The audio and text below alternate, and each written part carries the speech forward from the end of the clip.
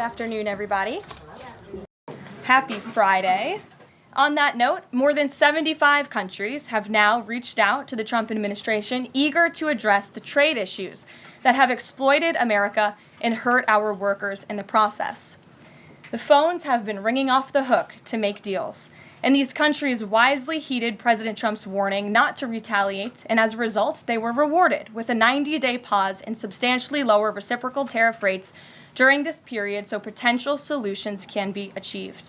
Past presidents just willingly accepted the failed status quo on trade that ripped off our workers and our companies. But that's not who this president is. He creates his own leverage and negotiates deals better than anyone else who has sat in the Oval Office before him. And that process is currently underway. President Trump has said China wants to make a deal on tariffs. The president says he has a great relationship with Chinese President Xi. He's willing to speak with him directly. Why doesn't the president just pick up the phone and get this ball going? All of the things the president just said are true. The president, as I said from the podium just a few days ago when I was up here, would be gracious if China intends to make a deal with the United States. If China continues to retaliate, it's not good for China. The United States of America is the strongest, best economy in the world, as evidenced by the more than 75 countries who have called the administration immediately to cut good deals. So the president wants to do what's right for the American people. He wants to see fair trade practices around the globe, and that's his intention and his goal. So is he waiting for China to make the first move here? I'm not going to comment on communications that are happening or may not be happening, or either way. We'll leave it to our national security team to get these discussions underway. And as always, in the effort of transparency, we will provide updates moving forward. But the president has made it very clear he's open to a deal with China. Why is he optimistic that China's going to make a deal or wants to make a deal if they're not talking? Where's that optimism come from? He's optimistic. Hey, Sean. why would any of our allies work with us to isolate China in a trade war if we're treating friend and foe alike? You'll have to talk to our allies who are reaching out to us. The phones are ringing off of the hooks. They've made it very clear they need the United States of America. They need our markets. They need our consumer base. You saw Prime Minister Benjamin Netanyahu in the Oval Office with the president saying that he was going to bring down all of their monetary tariffs and their non-monetary tariff trade barriers as well. We've heard from South Korea. We've heard from Japan. The president has spoken to Vietnam. We have Italy coming to the White House next week. There's a reason for that, Sean, and it's because they need the United States of America and our business model and our markets to survive, and the president is using that leverage to our advantage. Michael. Hey, thank you, Caroline. Two-part question. China. Beijing says it will simply ignore any further tariff escalations from the U.S. Does President Trump see this as China backing down? And as a follow-up to that, what do you say to people like Shark Tank's Kevin O'Leary who say, you guys simply haven't tariffed China enough? Look, the tariff rate on China remains where it was yesterday, at the 145% level. The president made it very clear when the United States is punched, he will punch back harder. And he hopes to make a deal that benefits the American worker and our companies that have been ripped off for far too long. And he's finally taking bold and courageous action to do that. You know, taking on China is, in the terms of trade and tariffs, is something that both Democrats and Republicans alike have spoken about for decades. President Trump is finally doing it. So the administration, I have an administration source who's telling me that we're weeks away from the first deal with the country over tariffs.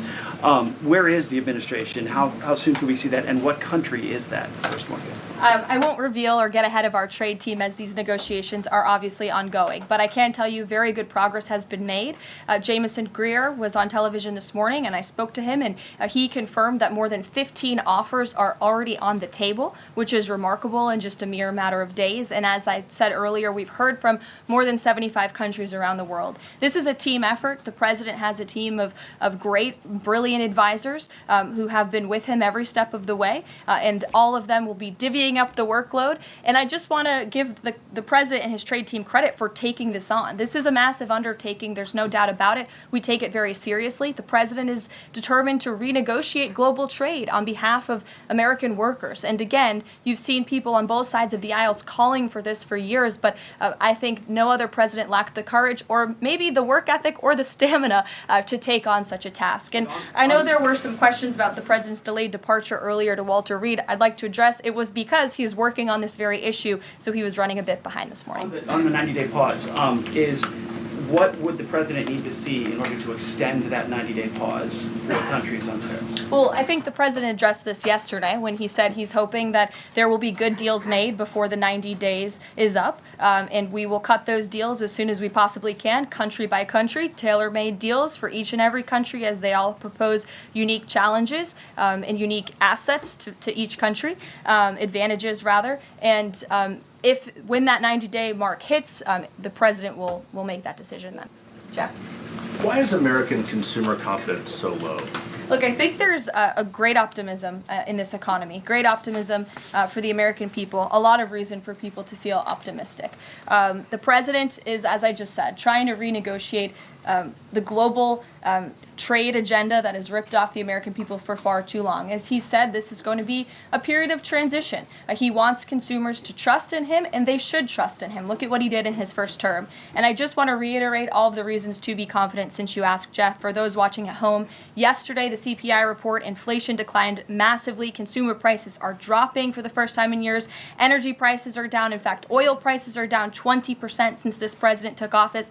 Wholesale prices fell again. There have been trillions of dollars in investments into this country. Every day the president is signing executive orders to cut regulation, especially when it comes to Environmental Protection Agency, our energy industry. That's going to unleash the economic boom in this country that we saw in the president's first term. So trust in President Trump. He knows what he's doing. This is a proven economic formula. What, if any, plans do you have, the administration, for the money that will be generated by tariffs imposed on foreign goods? How will the administration facilitate the development of American industries when many critical components, labor, parts, etc., are much cheaper and more feasible from foreign entities? It's a great question from your listener, and I want to thank her for submitting it to you to ask. That's the part of the new media seat is so that everyday Americans across the country have a voice in this room. So thank you again for being here. Thanks for the question. The president's point about his trade and tariff agenda is to bolster our manufacturing industries here in our country, to bring down the cost of living here in our country, and to ensure that we are maintaining critical supply chains here in America. We cannot be dependent on countries like China if we want this country to be strong and wealthy. So the president wants to restore wealth to America by shoring up these jobs here at home, which will result in good paying jobs and higher wages for the American public.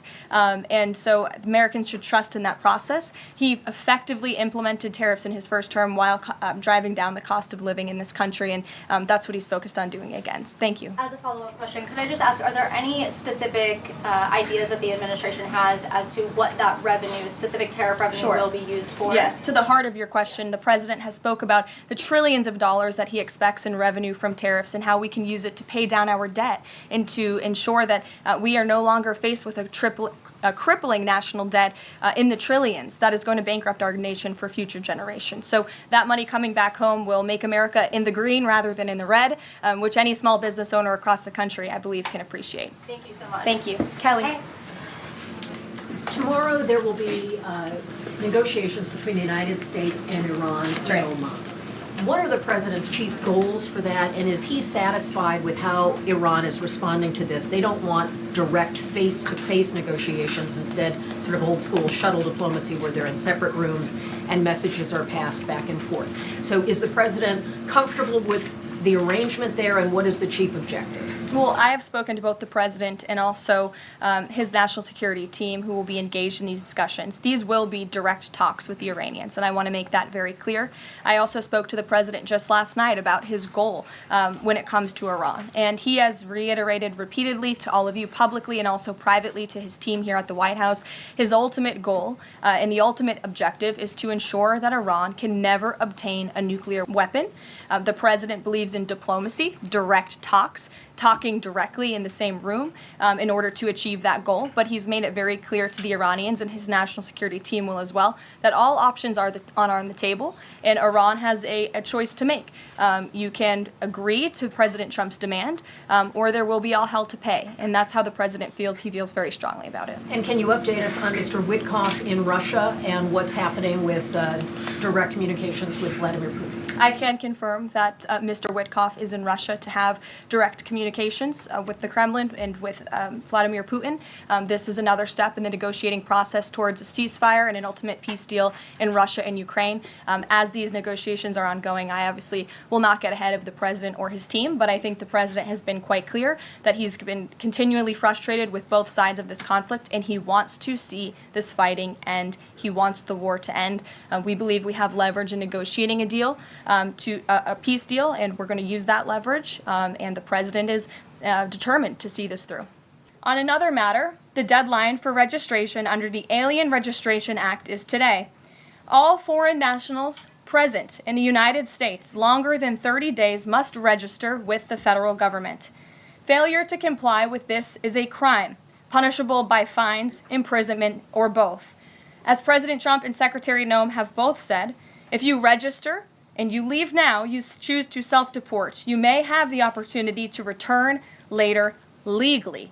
But if not, you will be arrested, fined, deported, never to return to our country again. The Trump administration will continue to enforce our nation's immigration laws. We will not pick and choose which laws to enforce. We must know who is in our country for the safety and the security of our homeland and for all American citizens. Friday, it's been a very long and busy week here at the White House. We will see you all on Monday, and we will release the results of that report as soon as we can. Have a great weekend, everybody.